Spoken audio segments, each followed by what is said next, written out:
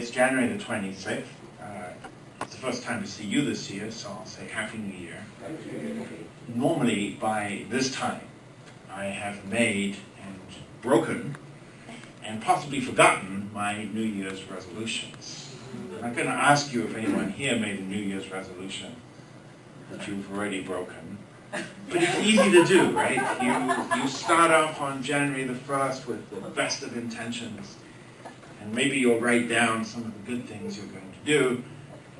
And my record is actually by January the 2nd to have completely destroyed that. 24 hours, you know. Anyway, this year I'm pleased to report to you that I have not made and broken any New Year's resolutions. Because I haven't made any yet. Hold that of course. Not that I made them and I summoned up great internal determination. I just couldn't. I don't know if you've ever had that kind of experience where you're trying hard to think about what you want to accomplish, and your mind is blank. I have that every Sunday before the summer, of course, but in general, after a while, you begin to recognize your own limitations. You realize that no matter what you say, it's quite possible that you're going to let yourself down and even let other people down. So you begin to get a little more circumspect about your resolution, your plan.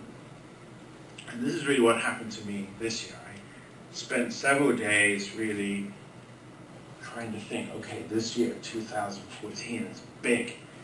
And I want to accomplish something really great that will help God, it will help my country, it will help the church. Nothing. And eventually, I heard this little whisper in my ear. First of all, it was just like a little irritation, like a mosquito in there, but it got a bit louder. And eventually, I recognized it as the voice of God trying to speak to me. And what God said was actually very simple. Don't you want to know my plan for you? I thought, wow, God has a plan for me. That's possible, I suppose, but you know, God is universal and the world is so large, 7 billion people here. How could God have a plan for me? Maybe he's just talking about a generic plan. Declared the Lord. Plans to prosper you, not to harm you, to give you hope and a future. I remember it. God's plan is to prosper us, to make us successful, to give us hope even where there is no hope, and to point the way to a future that is better by far than what we can imagine based on our current circumstances. And also God explains, you will seek me and find me when you seek me with all your heart, and I will be found by you, declares the Lord, and I will restore your fortunes. So what I'd like to talk about today is God's plan for you, for me, for all of us. And you know, God's plan, I like to call that plan A. God's plan is the very best plan for your life. But in his pocket, God also has plan B, just in case you make a mistake or falter on the path or turn the wrong way. And in fact, in his wallet, God has plan C in case plan B didn't work out either. Actually, at the end of last year, honestly, I felt I was working on plan Z. Even plan double Z. But the good thing about a new year is plan A is still available. Still available. You don't have to go to plan B yet. But despite that, I think you'll agree with me, there is a problem. There is a problem. I had it too. I have it still. God has a plan for me, but I don't know what it is. In fact, for most of the time, I easily forget about God. I forget about who am I in the eyes of God. I think that I'm nobody, I'm nothing. that I don't matter to God, I don't matter to anyone else, to be honest. And I look back on my life and all the things that haven't gone well, it's really hard for me to believe that God still cares, still loves me, still has a plan for my success and future.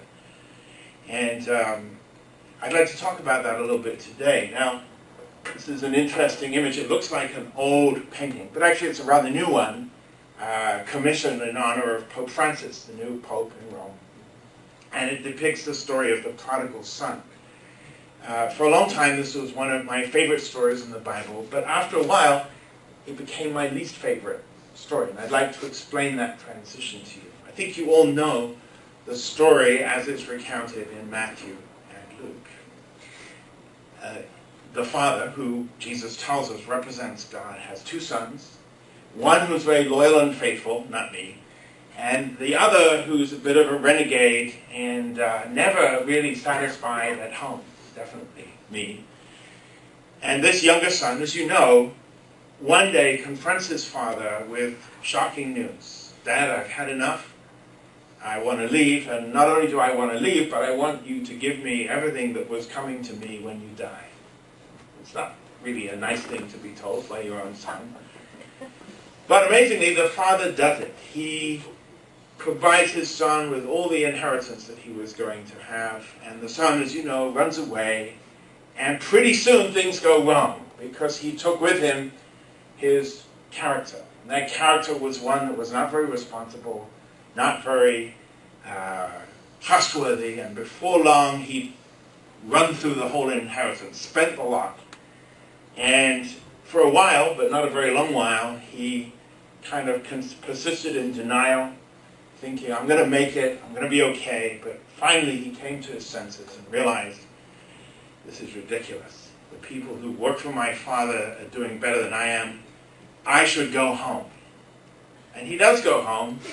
And, well, you know the story. The father's so excited to see him that, leaving behind all protocol, he rushes out of his house and welcomes this son to come back home. There's a side story in the Bible about the other son and how unhappy he is at how well his younger brother has been treated. You know that story, so I'm not going to tell it to you again. I'm going to share with you a very similar, but for me, much more insightful parable from the Buddhist tradition. You probably can't read the screen. It says, all that we are is the result of what we have thought. The mind is everything what we think to. The father and son embracing. But this time, as you see the picture, imagine that the father spent every one of those years in between, as I've just described, in pain, in heartbreak, searching for his lost son. He didn't wait for the son to come home, but he had a desperate pursuit to find him and bring him back. I don't know if any of you have ever had an experience where you temporarily lost track of one of your children. Fumiko and I had an experience like this about 15 years ago in Brazil. We were visiting a retreat, and it was in the middle of the Pantanal in Brazil, and it's a pretty wild territory. Out there in the woods and on the plains, there are jaguars, there are caimans, all kinds of poisonous snakes. And in fact, we had stepped into an office like this to register ourselves for the retreat, and on the wall there was a picture of an anaconda that had swallowed a man. And so it's pretty kind of scary, and as we were filling in the paperwork, we suddenly realized that our 2-year-old son, Nicholas, had gone. Not here, not here. And he'd gone outside, and in the few minutes while we'd been inside, dusk had fallen. So it was dark.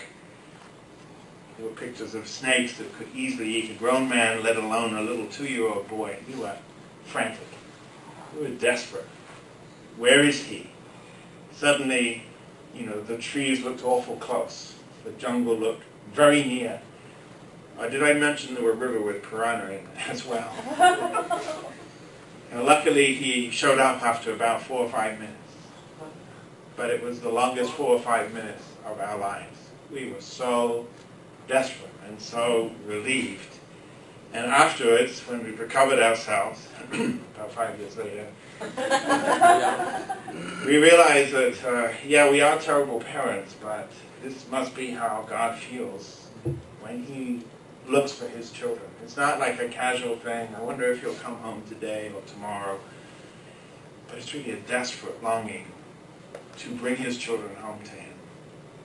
But often we don't think of God that way, right? We often feel a little bit afraid of God. Either we're afraid of His power, or we feel judged by His truth. We know that we don't quite live up to it, so our conscience kind of almost keeps us away. Or we're overwhelmed by God's goodness and compare that with what we think is our own situation, which is not good. But actually, God doesn't see it that way. He doesn't see it that way. God has plans to prosper us, to give us amazing, immense fortune and grace. It never once crossed His mind that we should be punished or that we're not worthy of being His children. Actually, there's no parent who feels that way. Far less God, our Heavenly Parent. He's longing and desperate for us to come close to Him once again so that we can realize the plan that He has for us. But we need to do something as well in order to really recognize and accept and embrace that, to be able to set aside the wrong concepts in our mind that Buddha talked about.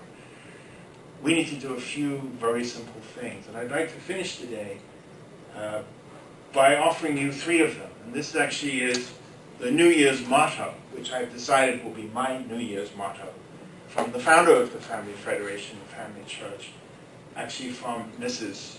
Hakchahan Moon. You see there Reverend Sun Myung Moon, who passed about 1.5 years ago. And there's 3 simple points. The first point is our identity. What is our identity? We are the true owners or inheritors of God's heavenly kingdom. God is our parent, and so everything He and She has is ours to inherit. It belongs to us. And it's actually very painful and difficult if we don't want our inheritance. I'm sure you've had that experience. You really want to give something to someone and they don't want to receive it. That's a miserable feeling. So the first point is to recognize our true second point about practicing true love. And the third point is really the result of the first 2. We're supposed to resemble and become like our Creator, the Heavenly Parent. In other words, by thinking the way that our Heavenly Parent does, by loving the way that our Heavenly Parent does, by living for the sake of others, we eventually come to be the same, to resemble God. You know, we're not meant to be different, actually. The children and the parents are meant to be one family and one heart, and it's our possibility, our grace, our fortune to become like God, our Heavenly Parent. It's not done simply or quickly. It may take you many years, it may take a lifetime, but it is God's plan A for our life. Well, we've come to the end. I wanted to go back to excuse me. I want to come back to this scripture again. I'd like you to think about it and meditate on it a bit. I know the plans I have for you, declares the Lord. Plans to prosper you, not to harm you, to give you hope and a future. And what I'd like to ask you to do now, just before we come to the end of this service, is to talk to each other. You can just make pairs, just as you're sitting. Looks like it will work pretty well. And I want you to share one hope you have for this year. Just take about 30 seconds to a minute, and then listen to the other person's hope. And here's the thing. I want you to think about, how can I help this person and others like them realize their hope. I don't want you to think too much about how you can realize your hope. That would be selfish. God will take care of that. Because how is God going to help people? How is he going to prosper people? God is invisible. God doesn't have a mouth and arms and hands to do that work directly. He's charged us with that responsibility to bless each other, to help each other realize our dream and our hope. But most of the time, we don't have time to listen to what other people want and need, what they're desperate for. This is such a moment. So please share in pairs, just for a few moments, then think about how I could help that person realize their hope for 2014. Okay? Okay. All right. Go.